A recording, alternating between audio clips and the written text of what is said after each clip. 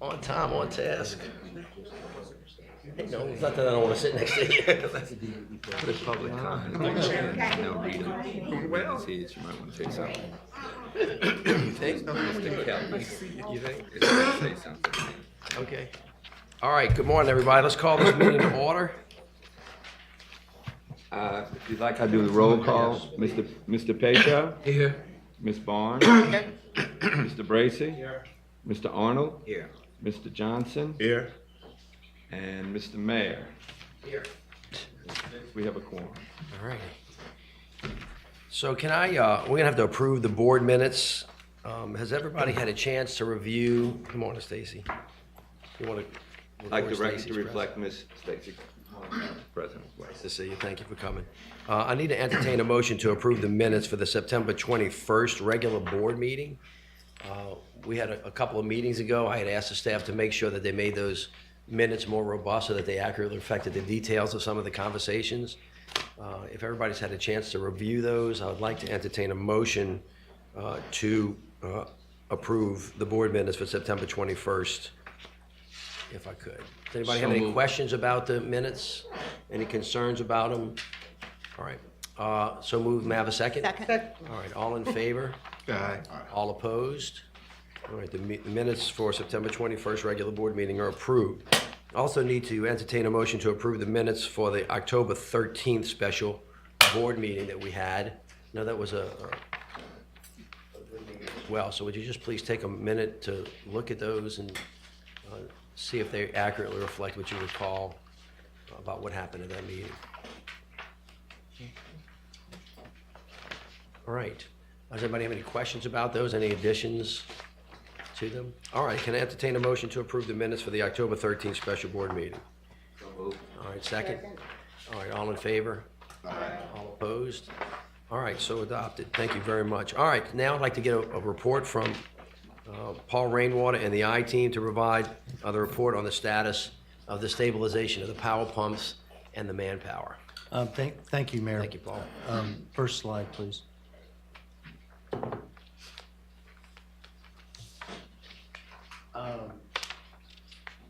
We can go ahead and go to that first slide if you'd.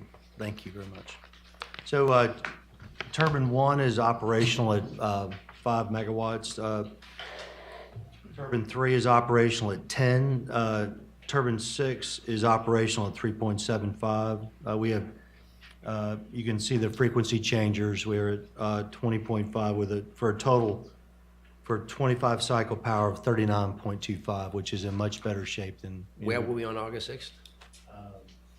That 13? well below that, about 13. There's a range there, but the low was 13. So you're at 39.25 right now of what we consider. And if you talk to the folks at the at the plant, of what they believe to be stable power. There are things obviously that can occur with these turbines because of the age, but we've got folks looking at that to continue to work through that. Yes, sir. We were at 39.25. That's because the frequency changes is able to do a change from the power delivered by energy. Well, sir. Well, but you also have turbine 3 up, which is at 10, and then turbine. I'm adding 1. them 15 and 375 is 18. Okay, and you add 25 to get to 39.25. But if you go back to the August 5th event, you can. You had several turbines that were down. He's asking you a different question. He wants to have a 60 cycle power. Well, let's get to that in a minute. We'll just go ahead and do that. And we're going to go back and remind everybody about a couple of things. Go ahead. You have 26 generators available for redundancy for the rest of hurricane season. We're doing repairs on turbine 4. As you remember, we had an issue with turbine 4 when we tried to start it back up with a circuit breaker. CH2 is working on their reentry plan. And then turbine 5 looks like it'll be back in service in late November. And one of the things that, the mayor, obviously, when we took this over was to try to prepare you for next hurricane season as well. So turbine 5, although it won't be available for this hurricane season, will be available for next. And so continue to make repairs there. The installation of the EMDs is underway. We have over 90 personnel out there working 24/7 to bring them online. When they're completed, it looks like they'll be able to provide about 12.5 megawatts of power. Next slide, please. Correct. But Paul, before we, if you don't mind, I want to Yes, sir. stop here for a second. I don't want to have a 2-hour conversation about this today. I just want to prepare you for a 2-hour conversation 6 weeks from now that goes to the question that Alan already had about the essential questions that the board has got to ask and that the engineers have to give us good options for. The seminal issue on power is going to be whether we generate our own power or whether we buy our power from Entergy, or we do a combination of the two that gives us stable, reliable, and redundant power. That's the big issue, which you were asking about just a minute ago, because I know that you guys haven't had a full briefing on the intricacies of the power. But generally, and if I say anything incorrect, engineers, please correct me. You have a number of different sources of power out there.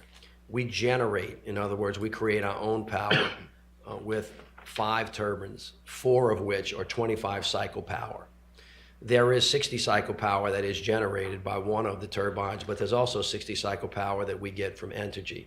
In order to make sure that those things work on the 25 cycle machine, we have frequency changers, all right? When you add up the 60 cycle power, which is about, Bruce, help me here, 55% or 45% of our power generation? It's about even, plus or minus a little bit. 60 cycle is about 40%. Right, so if you said to yourself, well, how much do we get from 60 cycle power and how much do we get from 25? It's about 60-40. You've heard us, as a result of the August 5th event, for the first time in my life, I've heard the term "in the old city," because when they originally built this plant, it was designed to power pumps that cleaned out what you knew as the old historic New Orleans, which was on the east side of the river and on the west side of the industrial canal. That part of the city is generally powered by 25 cycle power that we generate, which is the turbines, which is why there was some relationship to the event that day, and then the 60 cycle power. So in a couple of weeks, we're gonna have a team come in here and walk the whole board from soup to nuts through every power generation, every different option, and then we have experts now examining the topic that you were just alluding to, which is, well, what if we did get Entergy to provide all of our power? How could we do that? If we would go to 60 cycle power, how much time would it take? It's going to take a lot of time and a lot of education to get you all in a place where you can make a really good decision about what that looks like going forward. Having said that, what we're trying to do is get into what we call the green zone. And we're very close to the green zone, which means we have stable power, whether it's 25 or 60. But even when we get it stable, which we will have before the end of the year, and we'll have much more power than we've had, I don't want to give you a date, but it's in a long time, you still have to confront the problem that you have an old, tired system, and you have to figure out how to move the old system into the new system, and then you have to ordain what that new system is going to be. And that's where the power discussion is going. Right now, what we're telling you is that turbine 1 is up, turbine 3 is up, turbine 6 is up. You've got, with the frequency changes, 40 megawatts of power, which is 3 or 4 times more than we had right after August 5th. As soon as these EMDs are up, which is going to be... It looks like mid-November. That's going to add another 12.5 megawatts of power. So you're going to be in the green zone, which means you got as much as you really need 99% of the time, and you got stability and reliability in the short term, essentially. Was that a fair? That's a very fair assessment. I mean, I don't want to reiterate because it's we've been briefing the mayor almost every day about, and either in conversations or presentations about those power issues that we talk about so much. So it's, yes, sir, very fair. All right. Alan, did you have any other questions about that? Thank you. Okay, so now remember power. Now we're going to go to pumps. We're going to talk about manpower after that. Yes, sir. So just very quickly, I mean, today we're 110 of 120 pumps. That's 94% capacity. There are 10 pumps out of service and be assessed for emergency repairs. Currently, 6 drainage pumps and 4 smaller constant duty pumps. And then This is a typo. 2 or less than 10 CFS. Explain that to me. One of the, I think it's Grant Pump Station, has 2 small, it's all small pumps, They're itty bitty pumps. itty bitty pumps. And that's their primary pumps in that location. What is, just so the public can understand this, what is the largest CFS pump that we have? I think 1,100 CFS? Most of the pumps are 1,100, 1,000, 750, 500. 500. So just conceptually, when you have a pump that's a 10, it's an itty bitty pump.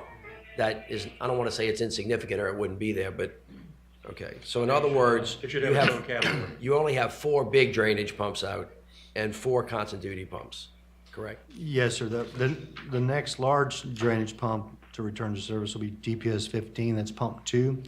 It's 250 CFS. When will that be returned to service? October 22nd. Okay, excellent. All right. You still have some critical maintenance needs at Lakeview, Lower Coast, Algiers, and New Orleans East.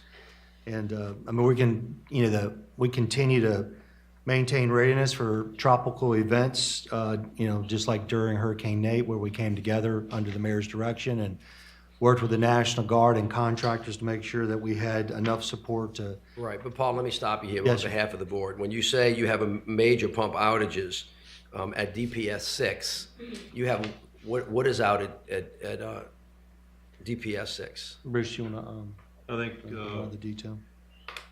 C pump, So you have one, I think there's 2 of them. C pump, white the bearings.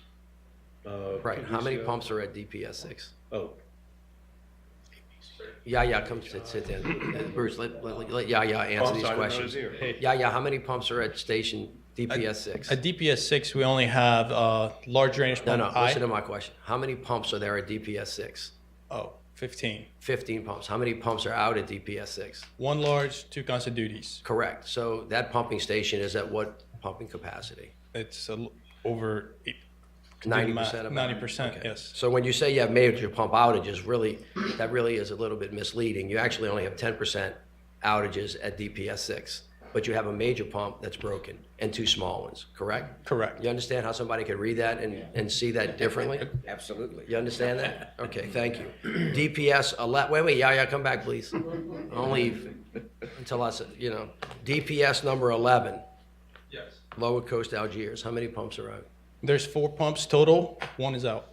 One pump is out. And then DPS 15, New Orleans? 2, 1 is out. Okay, so you understand when they say major pump outages, what they mean is there's a major pump that's out, not major pump outages. So that's Right. incorrect. So you guys need to be clearer so as not to be more alarming than is necessary at the present time. So basically, across the system, 94% of the pumps are working. Okay? All right. Go ahead, Paul. Thank you. Yeah, thank you. Thank you. All right. Important things that with stable power and, as stable pumps is extremely important to standard operating procedures. And, we've identified, through the mayor's direction, some shortfalls there. And so we continue to write standard operating procedures. And then, next slide, please. Moving on to, Before you go there, Paul, Yes, sir. just so the board, you guys authorized emergency contracts. So now when one of those pumps goes out, there's an emergency contract that gets the contractors out there right away. One of the things that happened in this last rain event that was significantly better than all the other rain events, is if something broke during the day, we had people on duty that fixed it within a reasonable period of time and put it back in service so that it continued to function and because of the emergency contract. with that, the Emergency Operations Center continues to work 24/7 so that we feed information to the contractors and Yes. we're It's a notified. It's a very positive statement. I mean, it just sounds to me like, how easy is it to put something back in service if it breaks under an emergency situation? Well, first of all, again, this is the issue, and I hope the press is listening to this because it goes into the new vocabulary that we're developing. Are the pumps operating at 100% capacity? Well, first of all, the system never operates at 100% because it's huge and things are constantly breaking just like they do at any other plant. You have One of the down challenges maintenance. before was it would stay down and nobody would fix it. Now, what I'm saying to you is, what's so significantly better is we actually have teams on call that are prepared to fix what's broken very, very quickly to the extent that they can be fixed. And so that was a very positive outcome of this last event that we have in terms of the operation. Having said that, I want to go back to this because I don't want the public to misunderstand this, and I don't want them to say that they never heard of it. It is an old system that even if you get it back up and running, needs to be replaced. That's just the bottom line of everything that we're talking about. But how we get from there to where we're going and where we're going are going to be the 2 big issues that the city's going to have to think about in the coming months. Can I just ask something from the benefit of our members? In the last Black and Beach report, which we got in probably the end of October last year. We have never had even gotten one this year. It reported that 109 pumps were in service and 11 were out.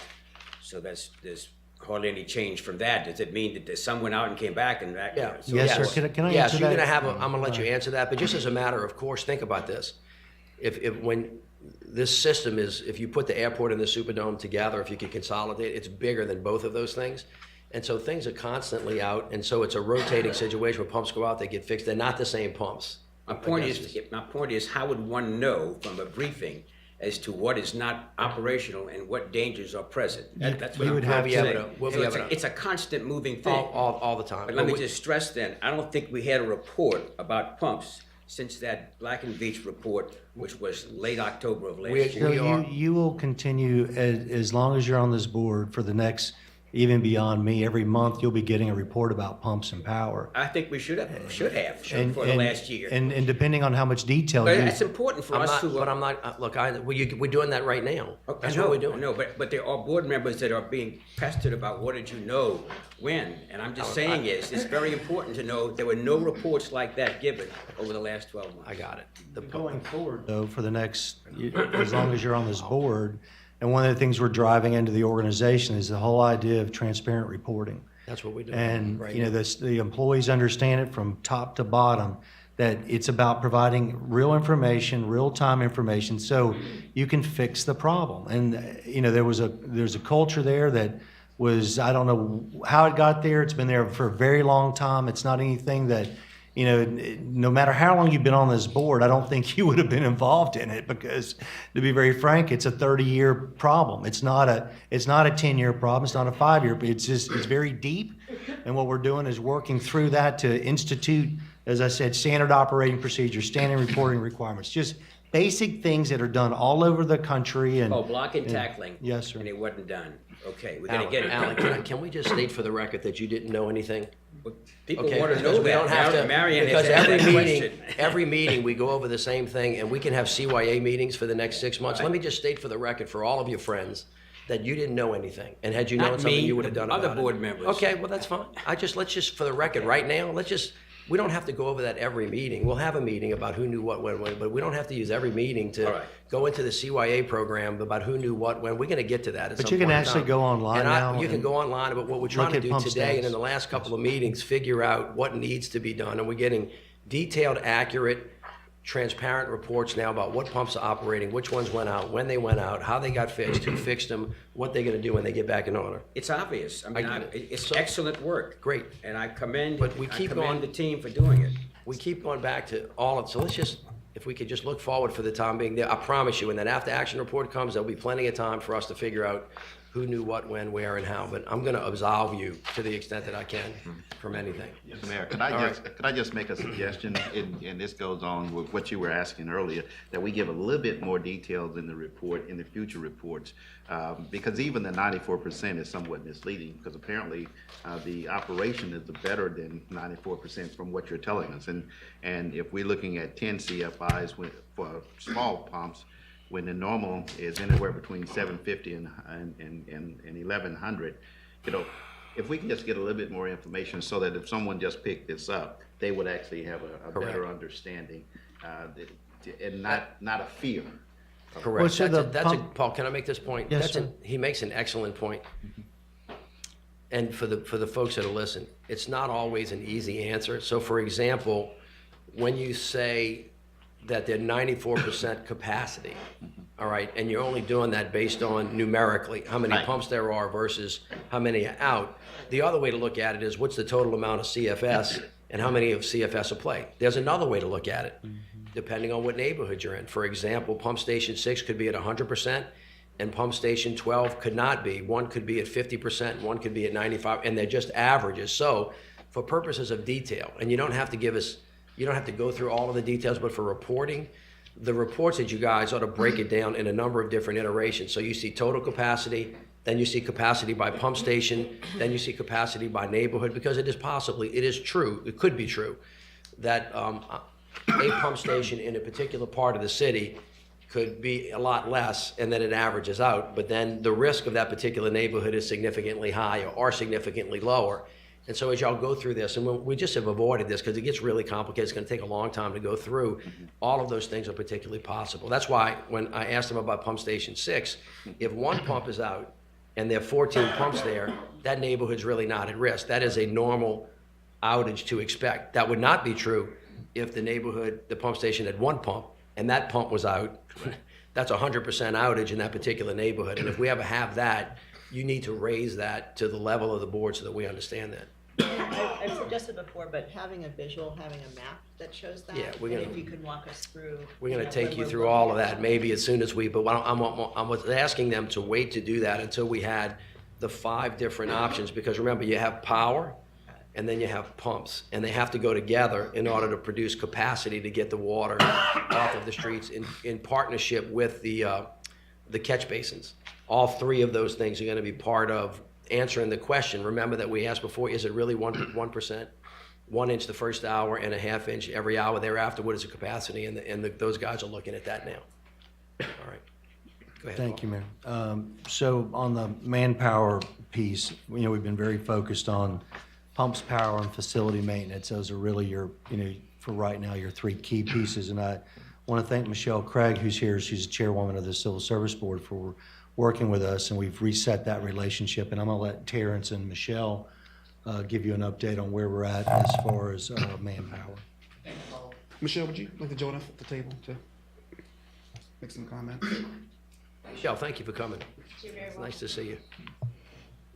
Since August 22nd, the Sewage and Water Board I team has been working to address the critical manpower shortages of vacant positions to fill essential Sewage and Water Board core operations are filled quickly and with qualified personnel.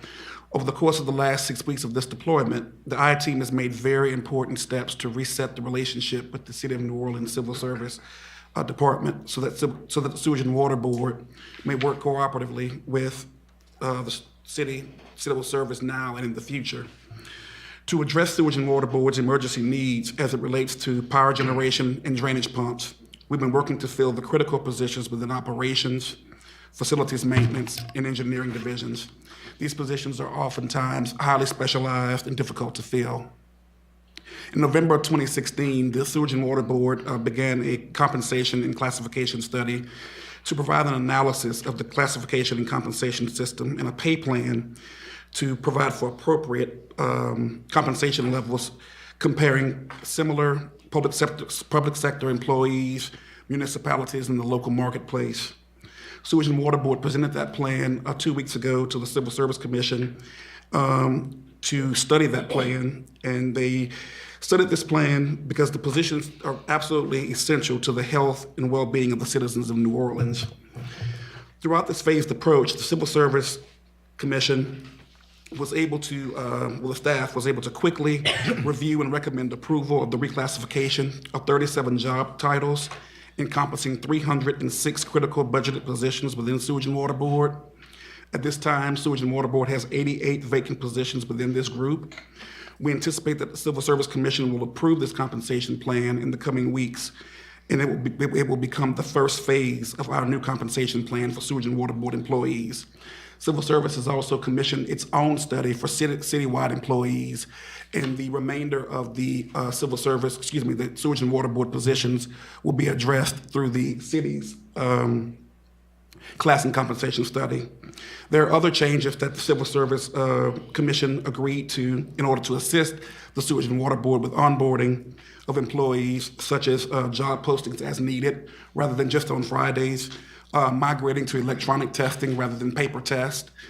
And additionally, they've offered to co-host a citywide job fair with the Sewage and Water Board in the middle of November, starting in the middle of November. Now, Ms. Judkins and her team has been out doing job fairs. I think one was at Gentilly Fest, and she has a few more planned in the coming months, but we're gonna also work more collaboratively with Civil Service towards that effort. And the other human resource initiatives that we've undertaken with the I team included lifting the restrictions to allow retired Sewage and Water Board employees to return to work. And we've also been working with Courtney Bagnaris over in the city to provide information to former city employees who can also come to work at the Sewage and Water Board. And we've also reached out to the Corps of Engineers to get some of their retirees as well. Michelle Craig is here if she'd like to make any comments. I'd just like to say thank you to members of the Sewage and Water Board. We've all been working tirelessly over the last few weeks to make sure that any personnel matters that are outstanding are addressed. We've had a good relationship doing that. We look forward to continuing to address anything that we need to make sure that the citizens of New Orleans get what they need as far as personnel matters are concerned with the Sewage and Water Board. Michelle, thank you. My expectation is that both of y'all are going to continue to work cooperatively every day. That you give us a date certain, I will help you, along with the city council members, confect a job fair day. Make sure that we reach out, as I spoke to you guys earlier. We have an intensive job readiness program in the city called Strive. We've had 300 graduates of that in the last 2 years. Every one of those individuals should be reached out to, as well as everybody else in the city that's looking for a job. And we're going to do that in November, right? Like Yes. November, do we have a day? We do not have a date certain, but we will shortly. It would be better if it was in early November than late November. That will happen. You understand what I'm saying? Thank you. Question. Yes, What Mr. what Patient, is and then Mr. what Parisi, is and the then- Alan, status? did you have a- What is the status of the class and competency study as of today? So the study has been turned over to the Sewage and Water Board, and we provided the portion of that study relating to facilities maintenance, operations, and engineering to the Civil Service Commission. So that portion of the study has already been turned over to the Civil Service Commission, but Ms. Judkins can speak to the other portions of the study. The last part of the study that we had the consultants to do was the job specs. And they have recently brought us a draft of those job specs. So as was indicated, the compensation portion is complete. Right. The organizational analysis, they've also submitted recommendations on that. So we're basically at the final part of this study at this time. We have not closed out the contract yet, but they've basically provided all of the requested services as a part of the contract. So you're comfortable with the current status and the progress that's been made and what still needs to be done? You feel pretty confident that that's going to happen? Yes, sir, I'm Let me confident ask you a that it couple will of questions. happen. When is it going to be done? Which, The report, when's it going to be finalized? the report now, we just need to accept it and say Okay. this is okay. Do we have it? We have every piece of the report. As I said, the last portion is just the job specs. And we need to review them and say, yeah, we agree. If not, we ask them for changes. Who's and going to will- review that? You are? Yes, my How team. long is that going to take? We just got it last Friday. Probably will take us a week, 2 weeks to finish. Can all you of do it those. in a week? I'm very doubtful, but we'll try. Good. Well, sooner rather than later. So in 2 weeks, we're going to present that report. We'll definitely get that at our next meeting, but we need to get that done as soon as possible. And then that's going to guide a lot of the decisions that we're going to make, right, before. So what's today? The 19th? Well, let's try to get that done ASAP. Yes. General question first. Well, but before you do that, Ms. Judkins, walk me through the process. Forgive me for interrupting you. Walk me through the process of what we have to do and who's going to do it, so that we can get to yes on that. The job specs, we have about 140 some. We need to look at each of those to ensure that the minimum qualifications are aligned with what we believe. That means we meet with the managers to make sure we've captured everything that is required from the job. Once they sign off, we sign off. Correct. And then we. And why does that take 2 weeks? Because you have managers who have to review the work. I understand And they that. have to, So like, why does that take 2 weeks? Can I it's give you? basically time in of work. I mean, if they I know. stop Can I- everything else, they could May I give probably do you, it. in may I day. give you an example? When we were building the new airport, the FAA came back with 85 questions that they had about the airport, and I sent my team and said, y'all sit there until you finish it.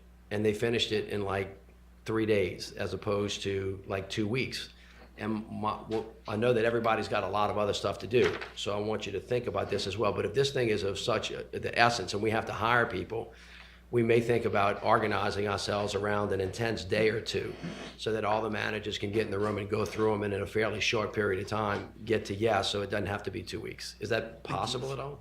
We will try our best, and let me just indicate, this is not affecting our ability to hire. It will be more efficient after we do that, to make sure we have the specific qualifications for the job. You know, I'll work with y'all to try to help you get the resources to do it. So we can look forward to approving that at the next meeting, assuming that the board's okay with it, right? Is that fair? I mean, we're definitely within the next 30 days. That's correct. Okay, thank you. I'm sorry, go ahead, Okay, my Alan. general question, you mentioned those 3 critical areas, which is the ones we've been looking at for a long time and being very worried about. That's one thing we do know about. This is not scientific, but as a guess, how many people would be falling in just the drainage department in those categories? So we have it broken down by operations, facility maintenance, professional engineering, Breakdown. and engineering technicians. So I can break it down that way. Don't do Sharon, it you now. I'll have- tell you what, I don't want to rush you, but let me follow what you just said about the urgency. This could have substantial impact on our budget for next year. 'Cause when you look at hiring new versus keeping one who's doing overtime, the numbers can get kind of staggering. The most important thing that the finance committee has to do is to establish a budget, particularly in drainage for next year. Particularly in drainage. It's very, very critical. So we have to be able to have sound background on how is that budget gonna ramp up beyond the normal 3% increase for last year, like we've been doing for the last 4 years. Will y'all pay attention to that and get an answer for us next time? We have Thank you. Yes, Marion. Yeah, first I'd like to say congratulations to all of you for working so hard on this. Secondly, I would like to offer the possibility, if the dates and all work, I would like to offer Xavier University as a site to possibly host this. We accept. Which could, make sure I said a possible site, I have to talk to my boss. Now I'm calling Dr. Moret. But, but something that was extremely be a great extremely place to exciting here was lifting restriction for retired Sewage and Water Board employees and people of others. But I would also like to encourage us, maybe we can work toward hiring some of our young talent. It's extremely difficult, I think, when we have great institutions in this city, and many of the accountants and the engineers, the computer scientists, many of these folks actually take flight to go other places to gain employment, and it's been somewhat difficult. And I just like to encourage that, just to encourage us to take advantage of our youth that's in the city. Mary, thank you for that. All right, yes, Robin. I also just wanted to offer that Gina Wink would be happy to reach out to the other schools of higher ed in the region and make sure that they have students that are coming, and that we hopefully get some social media or some messaging out prior to that fair that, We'll do that. just It's gonna be a paints big the- day. Okay. We're gonna work with Sewage and Water Board and those guys in the city, communications, and Sewage and Water Board's communications, and et cetera. Yeah. All right. Any other questions on this? Go ahead, Paul, I'm sorry. You can continue. Yes, sir, that's it on the Manpower side. I just want to, again, thank Ms. Craig for her work and Terrence's work and Sharon's work. Thank you, in Michelle, this. for coming. So, Terrence, it's- thank you. Ms. Judkins, thank you. Thank you for the cooperation between the Civil Service Commission on the city side and the Sewage and Water Board side. I appreciate y'all working together. Next slide, we'll talk about emergency costs. Okay. So to stabilize the, power generation system, and we basically have a total of $41.5 million been committed. This includes the work on turbines 3 and 5 back into service. The figure also includes $426,000 to make necessary repairs following the fire during the startup of turbine 4. There's another $15 million committed to bringing the 5 EMDs online by the what, I'm sorry? the 5 EMDs. I apologize if I'm under there. The 5 EMDs online, either at the end of this month or beginning, or in that 2-week period, depending. Also includes securing generators for drainage pumping stations, and all the contracts do contain a DB commitment of 10%. Next slide, please. Paul, I still have a question about that. We keep hearing that figure of 10%. Is that actually being achieved, or is it lower than 10%? I need to go back and look. I don't know what that actual number is. So, Okay. but- I really would like to Yes, have sir. that We'll information. get that for you. Yes, Would sir. y'all please? Okay. Yes, sir, we will. Another thing that, we want to talk a little bit about is the stabilization of potable drinking water. We did some emergency contracts that have been executed to repair water pumps Panola 1 and 2, and Claiborne pump number 3, about $236,000 has been committed.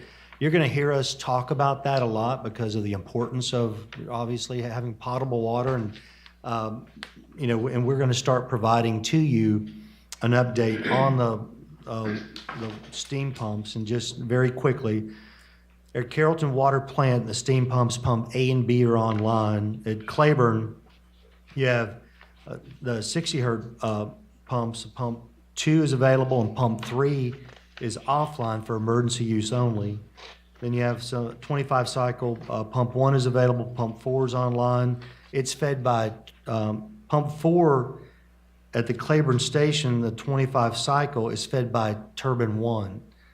And then at the Panola, it's fed by 20 cycle and 60 cycle power sources. Both are available at pump, and pump 1's available, and pump 2's online at 60 cycle. So as I kind of go through this, you can see the complexity of what the mayor talks about every day, the different, 25 cycle, 60 cycle, energy fed, frequency changers, turbine 6, turbine 1. And so as we and we're going to start giving you some information about these water pumps and steam pumps so you can understand, some of the issues that we're dealing with in a way that I don't think's ever been explained before. The team does a really good job of working through issues that people take for granted every single day, and we have to stabilize the system, modernize it so that you're not talking about these things at your meetings, but you're looking at other issues down the road that are important. But I will say this, Paul, I think with the board, what I would like you guys to provide for the board within the next 30 to 60 days is a complete and total briefing of how the entire sewer, water, and drainage system works from soup to nuts. That is going to be a long meeting. Staff should be prepared. I'm looking in the back there to put together graphs so any question that's asked can be answered. And so everybody can understand how big the system is, how complex it is, what the interplay is between sewer, water, and drainage, what the cost is going to be long-term, not just on the drainage side. So most of our attention, board, in the last 6 weeks has been on drainage, power pumps, Manpower. But remember, you've got a sewer and water side to the system as well. And you can assume for the moment, even though that's capitalized fairly well, notwithstanding the fact that there's a little bit of differential based on some of the comments we had at the last meetings, long-term, you've got deferred maintenance issues with the whole system.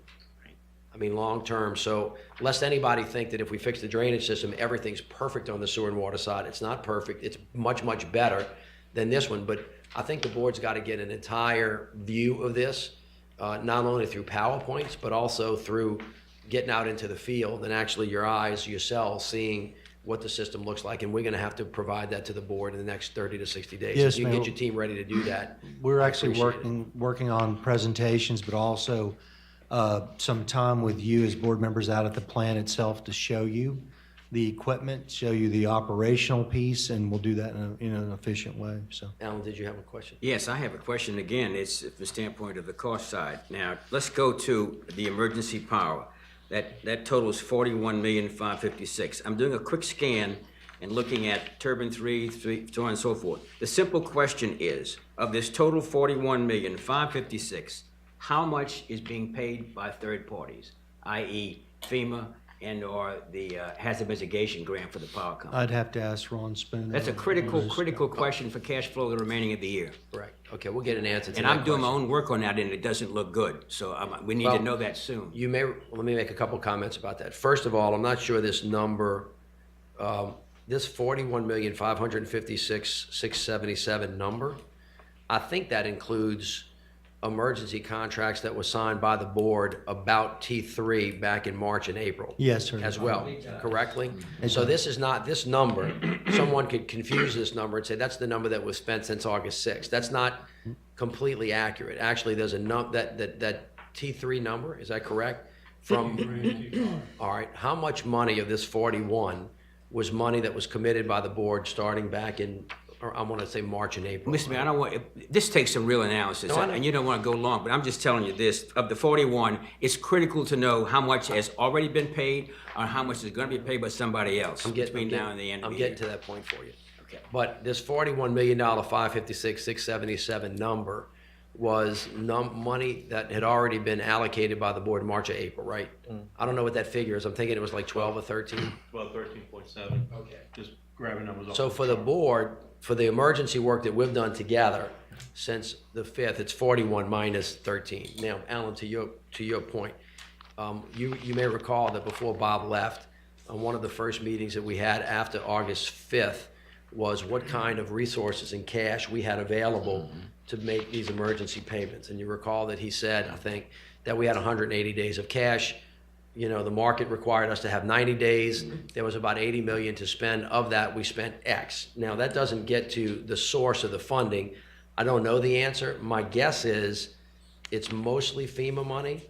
And if it's not, it might, I don't know exactly what it is, but it goes to the cash flow issue. But it's very, very, very critical. In drainage, as of the end of the, we're not going to do the numbers Correct. for the month because we didn't have a chance for the committee to even look at them.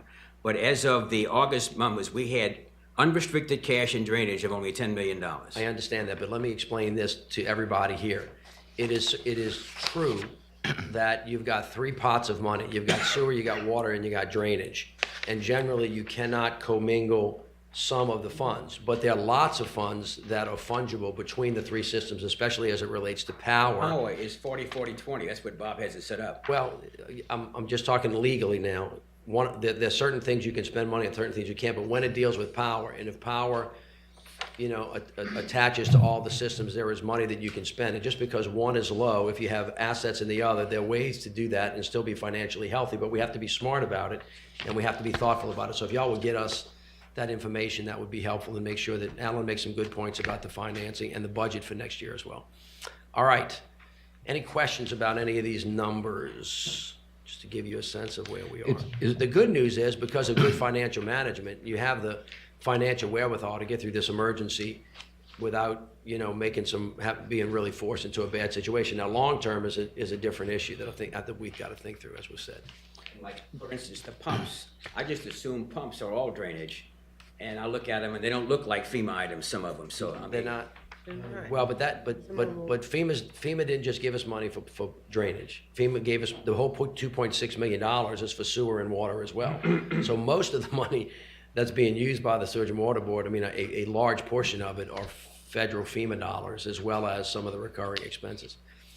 All right. Yes, sir. Next slide, please. It's to Mr. Arnold's point. You know, on the pump side, about $6.2 million has been committed, and you can see the various projects that, and a lot of those are emergency repairs that, you know, that needed to take place. Next slide is manpower costs, just over $6.5 million, and that includes contracts for emergency management support team, additional staffing for CH2 and Veolia to, you know, provide that additional redundancy that we've talked about all the time on the management side. Next slide, please. The combined emergency costs for power pumps, drainage pumps, and manpower, $54.6 million has been committed so far.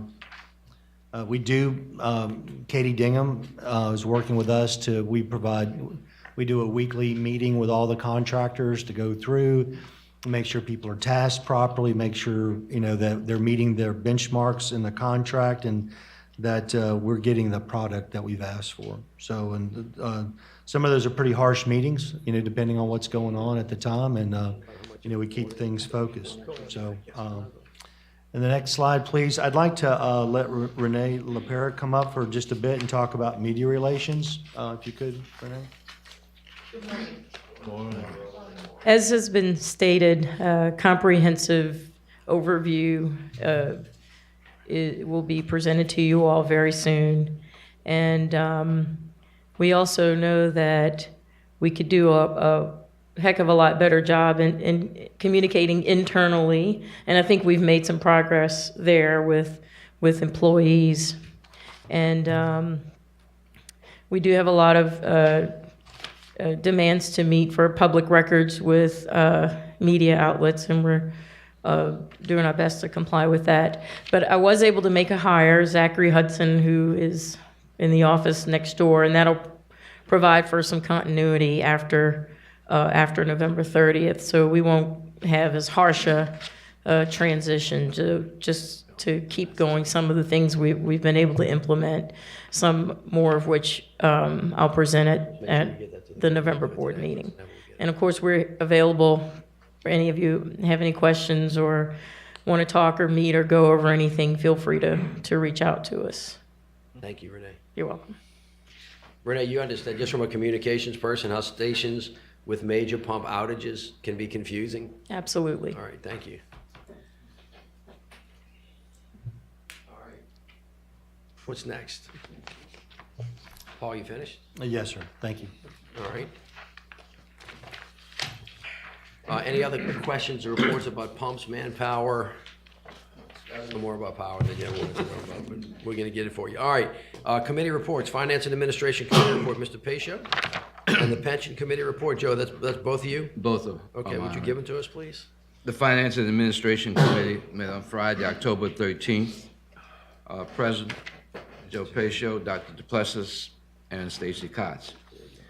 There were several number of action items under the General Superintendent's recommendations, several bids, contract renewal, and contracts for final acceptance. Those are included in your packet. Change orders also were part of the action items for that meeting.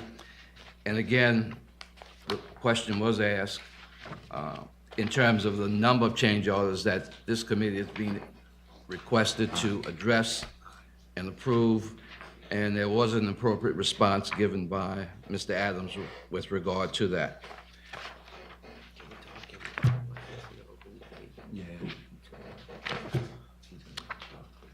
Also, there were first and final renewals of several contracts related to the water main line replacement. There was a request for declaration of extreme emergency for the restoration of Turbine 4, authorization to amend the metering project assessment contract, authorization to procure customer relations management. Those were part of the special meeting that was held, so officially there was no action required on the part of the committee. In reference to the East Bank Treatment Plant Municipal Water Pollution Prevention Environment Audit, and also that's 121-2017 and 122-17. The committee basically moved to defer those resolutions to the full board, so they will have to be taken up later on in the agenda. And there was a financial results presentation that was scheduled. However, in discussion with Mr. Miller, because of the nature of a number of things that were occurring at the time, he was not prepared to do that, and the committee recognized that fact, and at that time suggested that that would be put together and brought to us at a later date. Okay. Financial results through July 2017 were received, and with no further business being necessary to discuss, the meeting adjourned at approximately 12:48 p.m. All right. Question, Joe, you mean August. We're through August now on financial results. Correct. I'm sorry, August, right? Right. Right. So with that, if there are no further correction, I would accept a motion for acceptance of this report. Does anybody have any questions about the report? Stacy, you? I was there. Anybody? I have a question. Sure. I'm going to ask that the Finance Committee meet again as soon as possible. I think Tamika, I don't know how long she's out of town, because we never had a chance to even review the financial results at that meeting, as he just stated. Okay. And there's a lot of information in there that needs to be covered quickly, because we're up against the clock for the end of the year, budgets, et cetera, et cetera. So that committee should meet again. And I think this should be the last time that a Finance Committee meeting have a meeting without discussing the financial results of the month. It just should not be done ever again. Right. And just for Discuss that, it was an unusual Have y'all ever- situation. We didn't get material until Have that you- afternoon. just for Can I ask clarification, you Mr. a Mayor, it question? was because there were several issues that did surface, so. Just ask a question, Right. because I want y'all to do me a favor. And I really want to, because we got in a lot of trouble for people saying things that were not completely true or led people to believe certain things didn't happen. That's why I'm being particular about one word or this word.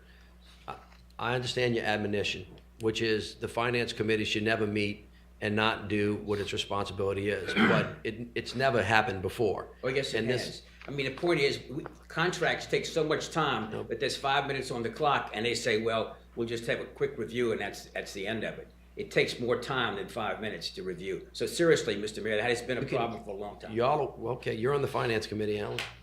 Yeah. I think, aren't you on the finance committee? And you go to every finance committee meeting, do you not? I am. Okay, so I can't control what goes on at meetings that you're at, so y'all need to organize your own meetings. And if something's not working, y'all need to say so, but I don't want to give the public the impression that they're not thorough discussions at the financial meetings most of the time. I think that what you guys said, well, this was an extraordinary situation.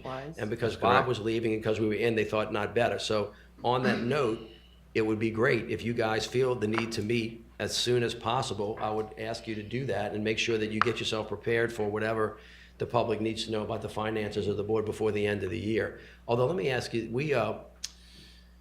if somebody from my team is here, Sewage and Water Board has a presentation before the council now because we're budgeting as we speak. So the Sewage and Water Board's budget has to be before the city council as we speak. Well, the timing that we've been living under is we discussed it in November and we approve it in December because it has to have a public meeting. I didn't know that Well, the but- budget went before the city council for approval. Your budget goes before the city council every year, and there are 4 meetings that the city council When is has. that meeting called for? I'm sorry? We never had that I know. I'm sorry? There are 4 report outs to the city council every year about your budget. Yes, a report, but the Correct. budget, it's gonna be difficult to get the budget done in December, that's the problem. We only have one more meeting to discuss it, But I'm- and you have to work on it before you discuss But it. Alan, I think that's true, but it's certainly true that before Bob left here, they've done a substantial amount of work on your budget. It's not that the Sewage and Water Board hasn't, y'all haven't not done work for the whole year. But I mean, Mr. I'm Mayor, sure. please, I don't wanna debate it. He's done work, but the general consensus is the budget just sort of goes on last year's budget. We have possible ramp-ups between now and the end of the year, which will greatly affect next year. And more importantly, he talked about updating the 10-year reports, which are very important. I agree with And you. they shouldn't be done without being reviewed before they're updated. We'll put together a timeline. But nobody has ever said that. I can assure you that Bob didn't leave here with a whole year's work not getting done. So yeah, I think y'all should meet, and y'all, the finance committee, that's y'all's responsibility. So I'm assuming that y'all fulfill that responsibility, and I think y'all ought to have a meeting as soon as you need to. Or meet every day thereafter until you finish doing what you're supposed to do. We'll put together a timeline for some meetings and some data. So Yeah, we'll please. have to do that. All right, what's next? Nolan, did we? Sorry. I think We- we need a motion. A motion to, is still needed approve to accept the and accept the report. So moved. And to accept the recommendations in the report. And to accept the recommendation, correct. Moved, all in favor? Aye. All opposed? Okay. Next one, pension. Pension Committee report. met on Monday, October 16th. There was an executive session with regard to disability retirement application. And there were several action items. The mission statement for the employees' retirement system, the adoption of the code of conduct for members of a pension scheme governing body by the employees' retirement system, the asset allocation targets for employees' retirement system, and updates on the investment policy statement for the employees' retirement system of the Sewage and Water Board. There was a presentation item by Ms. Judkins with regard to rehiring retired Sewage and Water Board employees. And Mr. Visser, who is the CIO, had several items that he presented to the Pension Committee, which included the Institute's Code of Conduct, and there were several administration items regarding the investment policy. And he reiterated the rationale for the asset liability study. Several informational items were received as information, and there being no further business, the meeting adjourned at approximately 4:15 p.m. Okay. Any Again, questions with- about, Accept the motion to accept the report. any questions, Alan? So Ralph? moved. All right, all in favor? Aye. All opposed? Great, thank you. All right, corresponding resolutions, do we have any others? Nope. All right. No, item number 5, East Bank Treatment Plant Municipal Water Pollution Prevention Environment Audit. Ann Wilson? Hey, Ann. Come on up. Ann Wilson is the Chief of Environmental Affairs of the Sewage and Water Board. Can you report out on the work that you did, please? Right. The Municipal Water Pollution Prevention Environmental Audit, also known as the MWPP, is a yearly requirement for public entities operating a wastewater treatment plant. The MWPP provides an assessment of operating conditions of the treatment plant and the collection system. This allows our governing body a yearly opportunity to review the status and needs of the treatment plant and the collection system. And an internal review was performed by Veolia, our contractor, as well as different departments of the Sewage and Water Board. And this internal audit is required by the discharge permit of the facility, which is issued by the Department of Environmental Quality. The audit shows that the East Bank sewer treatment plant is in compliance with influent flows and loading, effluent quality and plant performance, the disposal of sludge, providing service to new development, and also operator certification training requirements. The audit shows that the age of the plant was not a factor in meeting discharge permit limits. Overflows of the collection system were documented according to the requirements in the consent decree and reported to EPA and DEQ on a monthly basis. There were no bypasses of the treatment plant during the reporting period of this audit, which was June of 2016 to May of 2017. Sanitary sewer overflows are addressed by corrective action outlined in the consent decree, and progress reports are filed on a quarterly and annual basis with EPA and DEQ. The board is required to pass a resolution acknowledging the receipt and review of this audit, and the resolution number for the East Bank plant is 121-2017. And I can go ahead and brief on the West Bank as well. Do we have to accept the item number 5 first? Unless it's the same report, Ann, are there And is any it the other same corrective report? action? It's a different audit Well, and a different If resolution. you wouldn't mind, let's just stay there for a second. Okay. Does anybody have any questions about One question. East Bank Treatment Plant I mean, Municipal it Water sounds like Pollution it Prevention sounds like Environmental everything went Audit? well, but how do we stand with the consent decree at that plant now? It's been outstanding for some time.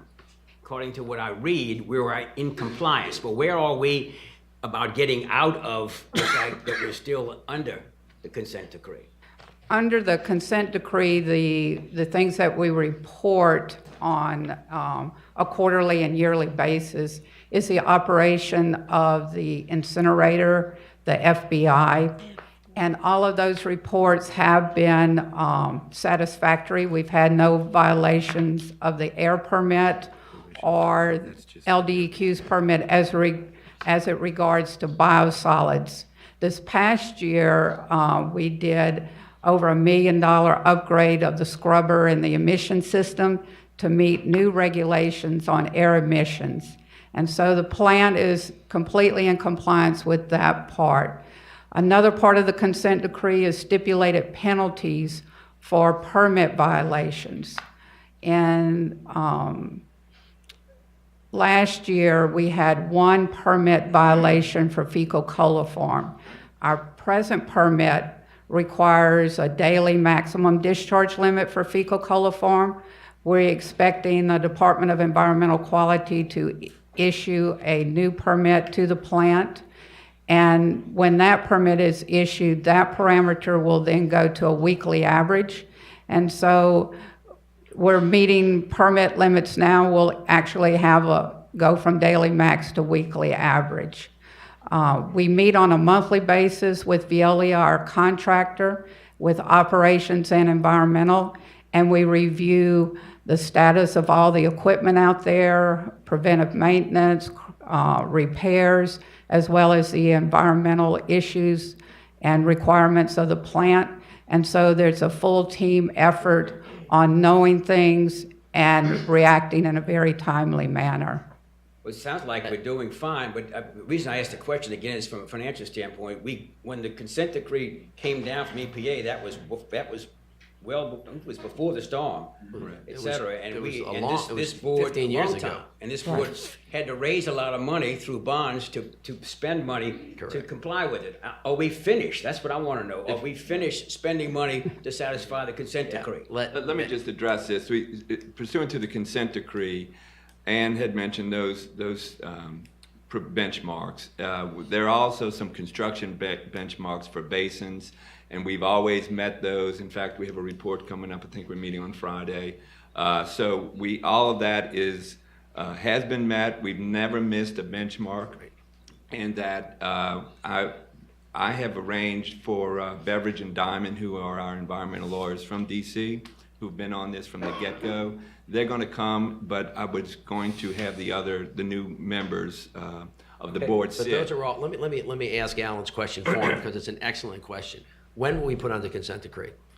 1997. Right, so a long time ago. Oh, yeah. Now, when I took office, the city was under 5 consent decrees. We had a consent decree at the Youth Study Center. We had a consent decree at the Sewage and Water Board. Hanno had been overtaken, the police department and the sheriff's department. And we've been slowly working ourselves out of that. The Youth Study Center, we've worked our way out of it. The federal government says, you're done, you're good to go. That's what I'm waiting to hear. We're doing that with Hanno. With the police department right now, we will be finished and into a monitoring phase whenever. But what he's asking you is something that I really want to know the answer to. I want to see a mock-up of what they required of us, how much that we have done, when we're going to be finished, and when they're going to give us a get-out-of-jail-free card. All right, so, wait, I want to be clear with you about what I want, because I have this at the police department too. Tell me today, how far along in terms of compliance are you, and when are you going to get to 100%, and when is the federal government going to say, you're good to go, you've done everything that we can, because the public is going to forget this, but in 1996, we were threatened with a $20 million fine. Right. We had all kinds of financial penalties, which again required the public to put up money so that we could do the things that were necessary to protect the public, so the federal government could say, you're actually providing good water safety and drainage to the public. That's what the consent decree is. And this thing has now gone on for 21 years. So the question is, when are we going to get out of it? How do we get out of it? And what steps do we have to take? And what's the cost-benefit analysis to it? So I think there ought to be a piece of paper that shows where we were, where we are, how far we have to go, and when. And I want to feel comfortable that we're in communication with EPA so that we can end this thing as soon as practically possible. Thank you very much. That was a much Thank you, better Alan. question. It was. I thought I'd ask it in context, but you understand what I'm saying? Right. So the board's asking it was a really important question, because I've never seen a piece of paper that I've demanded from the police department about how these things work. We can get that to you. And Do it's you have not gonna any be a problem. idea? I'm not going to hold you to this, but generally. The reason that is so long is because we've staggered the construction, because we had to do a lot of the infrastructure. I'm not upset that now. it took that long. I'm just saying there needs to be a determinative path that we're on so that we can plan long-term. And I believe the last construction project is 2025. 2025. Yeah. And we've met every benchmark, and in fact, I think that we ought to get the gold star. Alan, to your point, and to the board's bigger point, not to shock you into things, but there are a lot of financial, what's the right word, liabilities that the Sewerage and Water Board has long-term. We've all been, just so the public can hear this, we're all arguing right now and focused on drainage. You've got cost shares with SELA projects. These projects everybody drives by every day. They were on Claiborne Avenue, the Napoleon. They're all those projects that are being done by the Corps of Engineers are part of a whole SELA program that require cost share from local governments in this regard for the City of New Orleans Sewerage and Water Board. You've got the EPA piece that you have to finish. You've got the drainage piece that you have to finish. This is not a light lift. It's a very, very heavy lift. The drainage part that we're talking about right now is only one small part of a much larger issue of how to get this system financially sound and then fiscally and physically secure so that we can provide safe water, sewage, and drainage to the city. And those issues are going to come before you in time. And so I agree with Alan about getting the budget straight. They're here right now. Yeah, they're here now, and again, we're doing the immediate. We're doing the right now. We're doing the next week. We're doing the immediate. Then we got to do long term. Then you got to do super long term. All right, but the public keeps acting like they never heard. This has been a discussion that's been going on for at least 20 years in the city, and we have to kind of now bring it to into real focus. We have to show everybody all of the component parts so that we can have a long-term plan to get in where the city needs to get, okay? All right, so on this one, this is number 5. So can we have a motion? Do we need one? Yes. To receive the report? So move, so move. Is it to receive the report? It's to receive the report and, Approve the resolution. And approve the resolution. All right, may I have a, So move. all right, second? All in favor? Aye. All right, all opposed? Got it, okay. And can you take us through now, item number 6, West Bank Treatment Plant Municipal Water Pollution Environment Audit? And I have just 2 short paragraphs. The audit showed that the West Bank sewer treatment plant was in compliance with effluent quality, plant performance, disposal of sludge, providing service to any new development, and operator certification training. The audit also showed the age of the plant was not a factor in meeting permit discharge limit. During the first 5 months of the audit, the influent loading was higher than previous months, but it did not exceed the design capacity of the plant. The plant was able to effectively treat the higher strength influent. The overflows of the collection system were documented and reported to the Department of Environmental Quality on a monthly basis. There were no bypasses of the treatment plant during the reporting period, September 2016 to August 2017. The sanitary sewer overflows were addressed by corrective action outlined in the bypass reports, which were submitted to Department of Environmental Quality on a monthly basis. And the board is again required to pass a resolution acknowledging the receipt of the audit and the review of this audit. Great, thank you. Does anybody have any questions about this? Alan, Ralph, Stacy, Joe, Robin, Marion, no questions? All right. May I have a motion to adopt the report and accept the resolution? All right, a second? Second. All in favor? Aye. All opposed?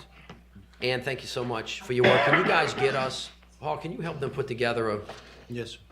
Let me do that. I've made a note. a roadmap to the future on that and let us know how far in compliance? And who is, sorry, excuse me, but who's the point person at the Sewage and Water Board for the EPA? with the consent. Susan, Last name. Nolan? No, not Susan Miller, right? That's, Can y'all find out for me and let me know? we had the meeting last, Terrific. don't know the last name. Okay. On who is it? Kathy Smith, excuse me. Kathy Smith is the point person. What is her, this is Ron Spooner. Tell me, answer if you wouldn't mind. Mr. Ron from the Chief of Engineering. Kathy Smith is, I would say, the coordinator organizer for the consent decree, but Joe Becker was the overall point person for it, and then I would say on the general superintendent side, myself as Chief of Engineering would fill in on the consent decree until we move forward. You know about the consent decree? Yes, sir. You know how far along we are in honoring the requirements of the consent decree? Yes, sir. We are on schedule. That's what Diane indicated. The consent decree ends in the year 2025. It was extended after the storm so we can work in conjunction with the Department of Public Works overall FEMA roadway rehabilitation program. And we actually negotiated that extension. Yes, sir. Because there was a deadline, we negotiated the extension, EPA gave us a deadline and then said, if you do the following things, we'll allow you to take a little bit more time. I just need to know that we're on schedule, we're on time, we're on budget, and it's not threatening the long-term capital or operation. Yes, sir. I did take those notes down, and we'll put that presentation together. And just to answer Mr. Arnold's with the budget deal, the consent decree and all the future projects are included in every annual capital program as well as a 10-year outlook. So those funds are indicated every year in that program. Great, thank you, Ron. But put a kind of a more immediate, real-time presentation together for the board. If you His don't statement, I'm sure, is correct, but it's very difficult to read the capital budget because it's enormous. It would be nice if you could highlight a sewer capital improvement that is EPA oriented. Yes, sir. We can do that. Okay, Yep. thank you, Ron. Okay. All right, we are now on to item number 7, information items. Monthly Human Resources Activity Report for the period September 1 through September 30th, 2017. Those are strictly for Kept information. those. Yeah, can we just accept all of those? Does anybody see anything in there that they have questions about? Items, on item number 7, you have Monthly Human Resources Report, the Executive Director's approval of contracts, of $1 million or less, FEMA status report, report of the general superintendent, report of the special counsel, financial statements, ADCO services dispute with the power plant. I know there's a community comment on that, customer service results through September 2017. Have those reports been issued to the board? Yes, they're attached. And they're all attached. Does anybody have any questions about any of those issues? I do. I just wanted to go directly to I with the ADCO service, and I think the gentleman walked up and gave us gave me a piece of paper. I have no idea exactly what it is, but I'm thinking that this is probably something that could be handled, and I figure some of our committees have not been meeting, but I'm thinking this is probably something that could be handled by staff. There's a DBE, some confusion or something of that nature, and so instead of last them meeting? coming here, Were you here last meeting? I was not. Okay. So we had a long discussion about this at the last meeting, if I might. Okay. And we asked staff actually to go back and review this, and staff has a report for us today, Okay. and the item's on the agenda, so I don't think we can take it off. And I think, Mr. Kelly, are you here? Okay, hey, and so Mr. Kelly's here to speak to the issue. So, but first, does anybody have any questions about C, D, E, F, G, H, or J? Any questions or concerns at all? All right, so can we adopt? Yes. All right, we're gonna adopt all of those items except for I at the moment. All right, so can I have a motion to do that? I move for adoption of all of the item with the exception of item I. Okay. In the all- information. Can I just ask you, that it should be important that H we're going to adopt, but we're adopting it without having had a chance to review it at all. No one, it was not reviewed by the committee. And that's why I'm asking for a meeting as soon as possible. Okay, well So then if you want to let's- adopt it, it's being adopted basically with no review. Fair enough, Joe And and we can Stacy, y'all schedule, were we there? can schedule that meeting quickly. Okay, well, why don't we not adopt, do we have to adopt H? Yeah, but this is just for your information. Fair enough. All right, so we're not adopting it, but look, why don't you guys get together and have a meeting as soon as possible, clear some of this stuff up, and then get back to us when you do that. All right, is that fair? Fair enough. All right, fair enough. So, now on the ADCO issue, this issue was raised by Mr. Kelly. He asked us to look into this matter. Staff, were you able to do that? Yes. All right. Vicki Rivers will be up to report. I'm sorry? Valerie Rivers will be up to report. Hey, Valerie, would you please report on what staff investigated and determined? Okay. Mr. Kelly, we'll call you up in just a minute.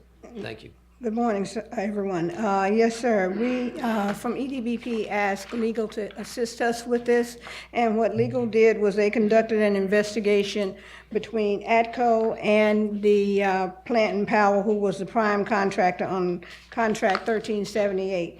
It was found that ADCO entered an agreement with Plant and Power to do asbestos, which they are a certified DBE to do, as well as scaffolding. The asbestos component of the contract was removed because they determined that that was not needed, but then Plant and Power entered into an agreement with them to do scaffolding. They did all of that work. This was a contract that was basically a milestones contract, and what Mr. Kelly is saying to us is that his employees would report to the Carrollton Water Plant and then be dispersed to other locations to do work for Plant and Power where they were primes on other contracts. After investigation by our legal department and EDBP, we found that the other situations that Mr. Kelly had with other legal agreements that he had with Plant and Power to do work elsewhere had no bearing on us. He has been paid for everything that he has done for us per Plant and Power's payrolls. Who is Plant? Plant and Power What is a that? vendor that did work for us. Not our Plant and Power. That's another company that No, we sir, contract no, with. it's a company called Plant and Power. Hey, guy, clarity of language is really important. Plant and Again. Power LLC, Okay. the prime vendor on contract 1378, was doing work at the Carrollton Water Plant, and ADCO was a subcontractor of theirs. Correct. And so what, did y'all able to draw a conclusion? That we drew was that the additional work that Mr. Kelly is saying that Plant and Power charged us for, that his employees did not do, or that they did at a subsequent location, had no bearing on us, that he has been paid by Plant and Power for everything that he did under contract 38, and there was nothing else. Kelly's dispute with the Sewerage and Water Board, or is Mr. Kelly's dispute with Plant and Power? It is my understanding that it is with Plant and Power, that Plant and Power asked him to redo a payroll. And Plant and Power's conclusion was that the payroll was done erroneously, and that they wanted him to remove the people from the Sewage and Water Board payroll for work they did not do I at understand our that, but job. do we have authority to do anything in this regard? No, sir. And why would that be? Because Mr. Kelly has been talking about this since. I know that, you didn't, no, I didn't ask what Mr. Kelly's been talking about. What I'm asking about is the Sewerage and Water Board's authority and our responsibility to do anything regarding this matter, and you're saying we don't have any. No, So sir. why would that be? This was an agreement that Mr. Kelly had with Plant and Power LLC on And not on with the another Sewage and job, Water and Board. not with Sewage and Water Board. Has our legal team had a chance to review Yes, the sir. recommendations? And is somebody on staff that worked on that? Would you come up, please? Would you please tell us what the conclusion is and why, you're the lawyer that looked at this, and why I you am. reached My that name is conclusion? James Thompson. I work in the Office of Special Counsel, and I drafted the memo. I think that's in your binders there, and Okay, so conducted tell the us about it. investigation. So, I mean, what Miss? It's a long story, but I'll try to Give us keep the it short keep version. it as short as I can. Everything Miss Rivers said is accurate on this particular job, on this particular contract. Plant and Power was the prime contractor and subbed out some of the work to ATCO Services.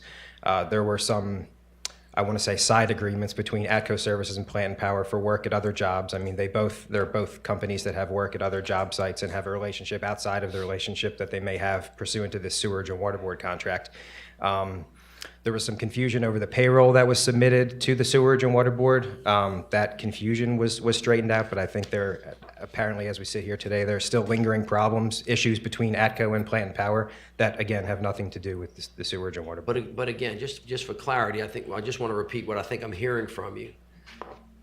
I'm sure that's very complicated and that's a lot of he said, she said, but essentially from the Sewerage and Water Board's perspective is what you're saying is that ATCO had a contract with Power and Plant. Plant and Power, but yes. Plant and Power, but did not have a contract directly with the Sewerage and Water Board. That is correct. And the Sewerage and Water Board doesn't have any responsibility or obligations to Plant and Power or Power and Plant or to ATCO. And as a consequence, we don't have the authority to do anything? Well, we Or the certainly don't have, there's certainly no contractual relationship between the board and ATCO. Plant and Power, there was a contractual relationship with the prime contractor and the Sewerage and Water Board. And I think that that was a large contract. I think it was over $10 million. And I think some work under that contract may still be ongoing, but this portion of it was completed 2 years ago. And what is your advice and counsel to the board?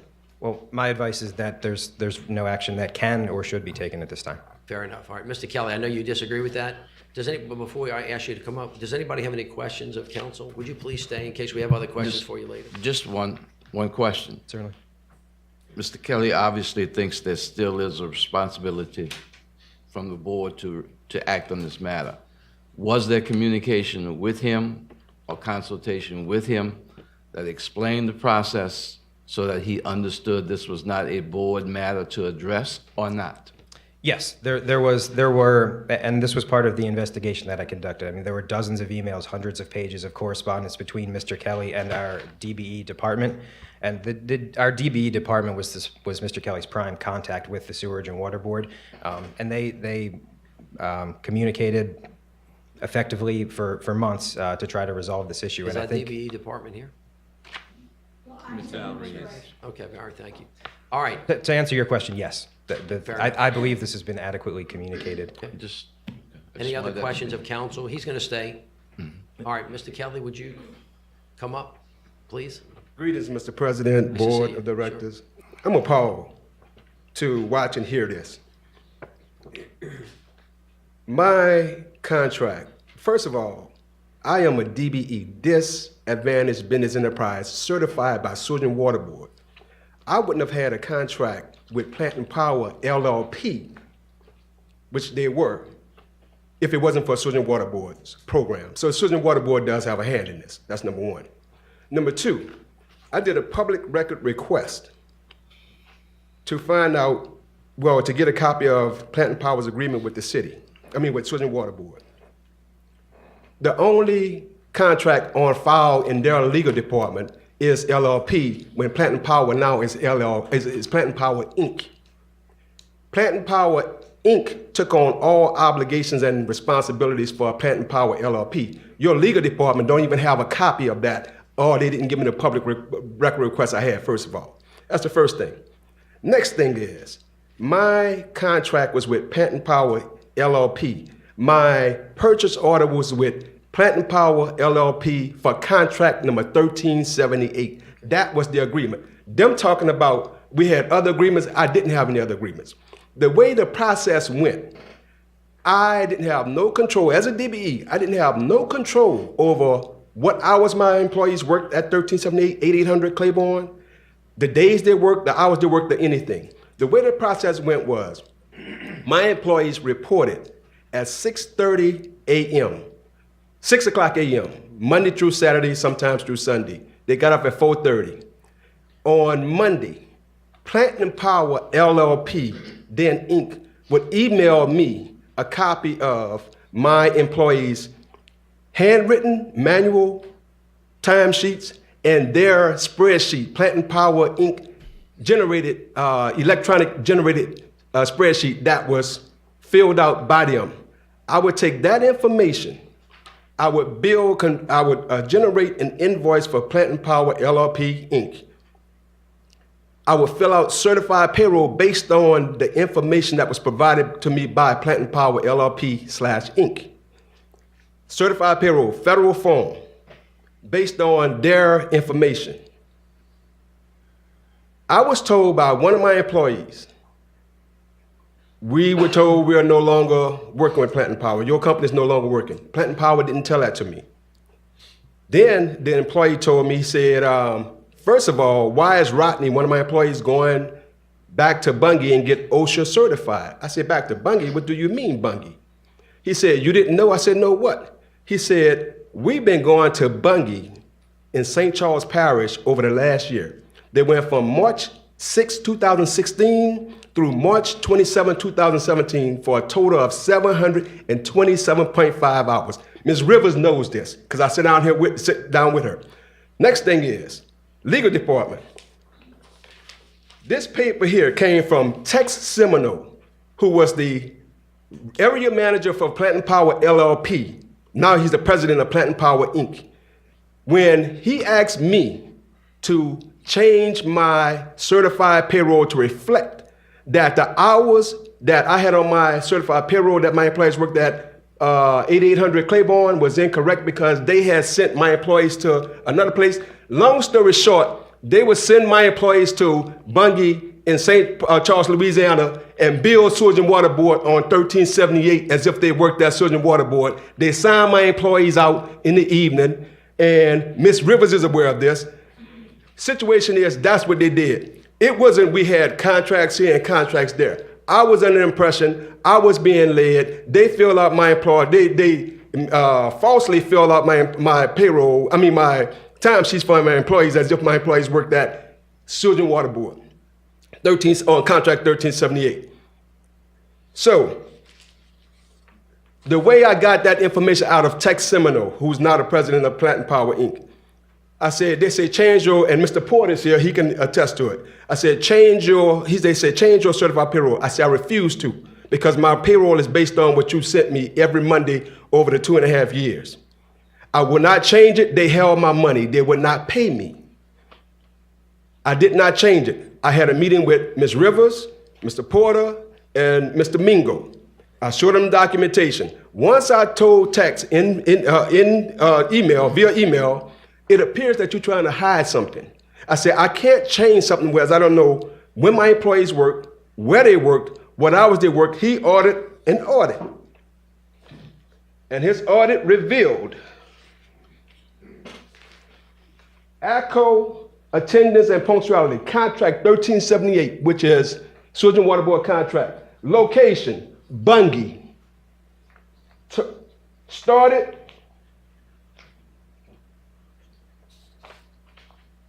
March 7, 2016, ended March 21st, 2017. All right? Sewage and Water Board doesn't have anything to do with it, so they say. But Mr. Kelly, did you have a contract with the Sewage and Water Board? No, I did not. But I was on the Sewage and Water Board contract under this DBE program. Here, right here. This is one of their billing. I did a public record request.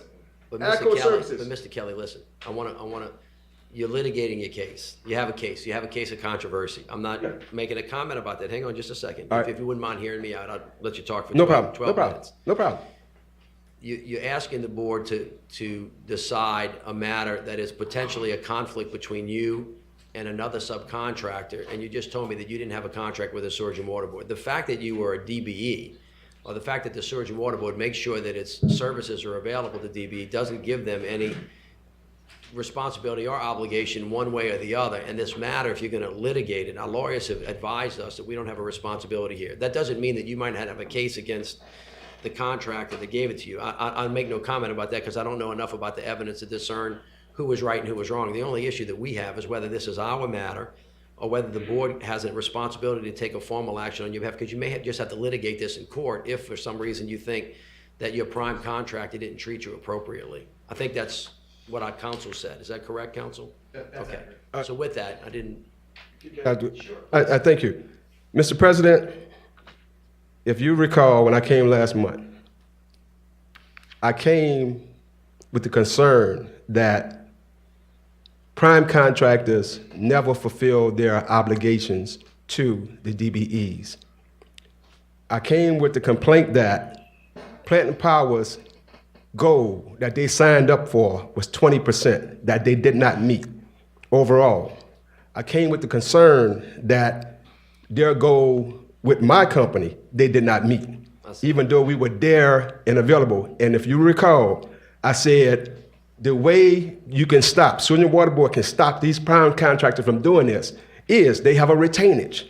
If you don't meet that goal, if the DBEs are there, willing and able, take the money that they cut out from the DBEs and take it out their retainage. That was my. That's a great point, and I appreciate that. So let me just make this comment to you. First of all, I think it's the recommendation of our legal counsel that we can't take any formal action relating to your particular dispute. You're gonna have to do that in court if for some reason you think you were aggrieved by the person that you had a contract with, and that's the appropriate place for that, if I'm reading the board's correction, but y'all can take a formal action. Secondly, we hear your complaint about primes and DBEs. Joe Pacho has been a great leader on this issue, done a lot of work over at City Hall on this issue. We will do a review of the DBE program to make sure that our primes are doing what they're supposed to be doing, and if they're not, and if they're just kind of not doing the right thing and they're saying they're doing the right thing, then at some point in time, they're not going to be prime contractors on work that we're doing. So I hear your complaint. I think the board's heard your complaint. We can't solve your legal problem between you and the prime contractor. But I thank you for bringing this to our attention. And one last thing. Thank you for the time, Mr. President. Last thing is, it's appalling to me that your legal department is standing up here telling a different story. The story he's telling and she's telling is incorrect, and they know it's incorrect. That's my problem. As a person, I'm 52 years old. I was born and raised in New Orleans. I've paid Sewage and Water Board fees since I've been an adult at 18 years old. And Platinum Power gets paid from this proprietary fund, enterprise fund, whatever you want to call it, based on fees, money I pay for my water. Sure. Then you get reimbursed by FEMA. And to hear two employees of the Sewage and Water Board know the truth, but doesn't speak the truth and twist the truth is a problem that I have as a citizen in this city. I appreciate it. And they know it's not the truth. Right. And that's what's appalling to me. Thank you, Mr. Kelly. Thank you for coming. I appreciate your time. Do you guys want to respond? Okay. Fair enough. So my understanding is your recommendation, you've investigated this matter, both from a human resources perspective and a legal perspective. Your recommendation, based on the fact that you don't know it, is that Mr. Kelly, ATCO, did not have a direct contract with the Sewage and Water Board, that it was with the other entity, that is a legal matter that has to be resolved, and that the Sewage and Water Board doesn't have any obligation and a responsibility or the authority to do anything relating to that specific case of controversy. Is that correct? That is correct. All right. Is the board comfortable with that? Does the board have any questions about that? There's no action required of the board All right, with thank you. regard to All this. right, so, but on that matter, Mr. Kelly raises some issues that we always ought to all be concerned about, is whether our primes are actually doing what they're supposed to do in relationship to the DBE program. Do you want to address that very briefly? Yes, sir. And then I'm going to ask you to go back and look into it. Well, what we have is we put a goal on each contract that comes before us. And if in fact the prime cannot meet it, they tell us why, they fill out forms for good faith effort, and we find out whether or not what they're saying is true.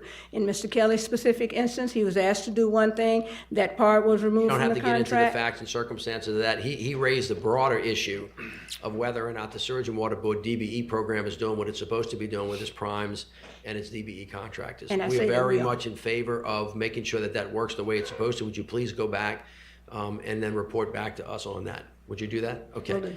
Are we have any other items on the agenda? Oh, hey, I'm sorry, Alan, did you raise your hand? All right, Miss Rita, do we have public comment? We have Ms. Reed, I think, would like to get. That's a very public comment. Come on, Miss Rita. It's nice to see you. Nice to see you all, and I'll tell you, I have enjoyed this meeting completely. I learned so much today. It was just wonderful. I have 25 catch basins that are broken in Lakeview, and I would like you all to fix them. I would also like to meet Bruce Adams, because he's the new director. He's right there. That's Bruce. Bruce, meet Nice to meet neighborhood you. associations in the city of New Orleans. But Rita, wait, Miss Rita, I don't mean to correct you in the public, but you gave that to the wrong guy. Okay, The who do I Department give? of Public Works for the city of New Orleans. No, they do. They clean them. They fix them.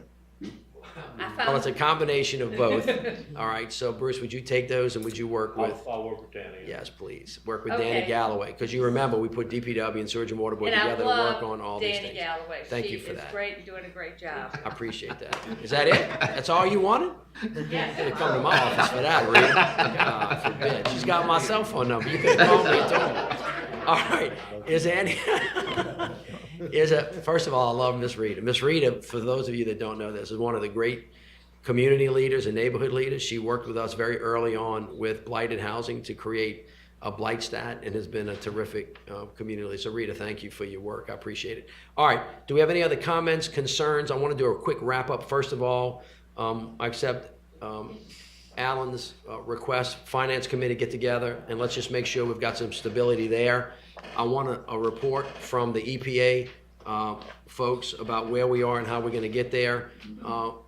You guys are going to give us some indications on the capital budget. You're going to highlight those things where they are. Yes, sir. Long term, we're going to get an answer to what portion of the $45 million is FEMA money and how much of it is Sewerage and Water Board money. And we're going to make sure that all decisions we're making are looking forward to making sure that the budget next year is stable based on what we think the accurate projections are going to be. And I think the Finance Committee will bring that to us, as we speak. And then, Paul, your team, I would like two things. First of all, Sharon, you guys, I want to work with your managers to get a yes on the study that we talked about sooner rather than later.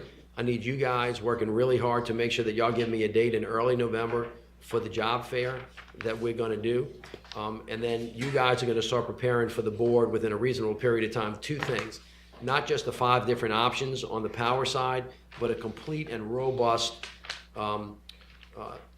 tutorial, if you will, on the entirety of how the Sewerage and Water Board works, not only on the St. Charles side, but on the plant side, involving pumps, power, manpower, sewer, water, and drainage. Is that enough homework between now and tomorrow? Yes, sir. We'll see y'all back tomorrow at 10 o'clock. But as soon as you guys can work through that stuff. In regard to the consent decree matter, would you like that at the next meeting, or would you like it as? I just want at some point in time, one of the things we've done with the police department, and I get reports on from my consent decree team that's embedded in the police department, that's their job, is to just, they have for me, these are the 494 paragraphs in the consent decree. We've broken them down into 8 or 9 categories. There's a thermometer about how close we are to achieving the goals. This is when we think we're going to get out of it. This is how much it's going to cost. They have red dots attached to where we've run into a roadblock, and this is why. Can you help us break it down? So I just want to make sure the public knows that we're on time, we're on budget, and we're on task for the consent decree between now and 25, so that when we get into the long-term financial matters and sewer, waters, and drainage, operational, and capital, you've got to know what that is, so that you can know what it is that the public's gonna have to do in terms of resources going forward. So I just wanna be clear about this, because one of the things I say in my office is we're looking down right now on pumps and power. There's a whole nother big thing out there. And I don't want people to say, oh, well, we didn't know about that. Well, we need to know about all of it, all the time, and evidently repeat it every meeting so people don't forget that we actually said. So one of the things that was said today, but it was said kind of quickly, is although we've been talking about power as it relates to pump, as it relates to drainage, you also have a potential issue, although we think it's going to be fine, with power as it relates to water, potable water, and things of that nature, because the outtake canals need to be fixed as well. You got a lot of deferred maintenance in this system that if it broke, could cause you problems that you would say, oh, I didn't know about that. On top of that, you also all know that we've spent a lot of money over at the power plant already dealing with the water towers that are in construction right now that are supposed to come online, Bruce? June, July. Pushing the advance. So we're gonna wrap all of that stuff up and put it in a really clear to understand presentation, notwithstanding the fact that it's very complicated and very interrelated, so that you all can have all that information. And finally, you need to set up a tour for all of the board members and of course for the press and for the public of the power plant and the pump stations in the next 60 days. All right? That's a lot of stuff, but y'all can get it done. All right, Joseph and then Marion. Oh, and by the way, Marion offered a Xavier and we accepted it. Did I say Xavier Dillard? I'm sorry? Did I say Xavier Dillard? I don't know where he is. Whatever it is he said, we have him recorded. All right, Joe and then Marion. Also, if we could get from staff, who now has responsibility for customer relations, customer service? Who does? Or any issues related to that?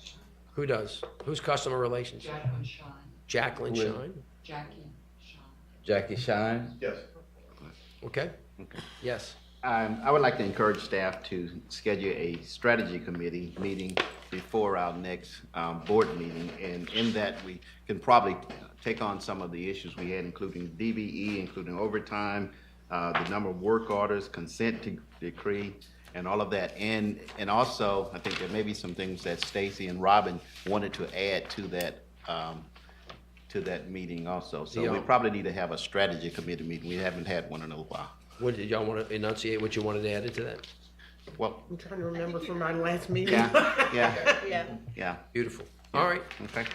Any other questions? Any other concerns? Any issues that board members want to talk about that we didn't get a chance to talk about today? If you want anything particular on the agenda for the next meeting, let us know so that we can do that. I want to encourage all the subcommittees to meet, especially the finance committee, sooner rather than later, and staff, if you would follow the directives of the board as were issued today, I would appreciate that. Okay. All righty. Move for adjournment. Thank you all. Appreciate it. Thanks. Adjournment. Yes. Move for adjournment. All right. Second. All in favor? All opposed? Let's get out of here. Board members, don't leave. Wait, We 1 have- second. We have the, Board of Trustees. yeah, Board of Trustees for a very short meeting. Am I on the board of trustees? I'm not on the board of trustees. You could, yes, Please, you are, but please you don't need put me to on the be board of I think we have a quorum. Okay.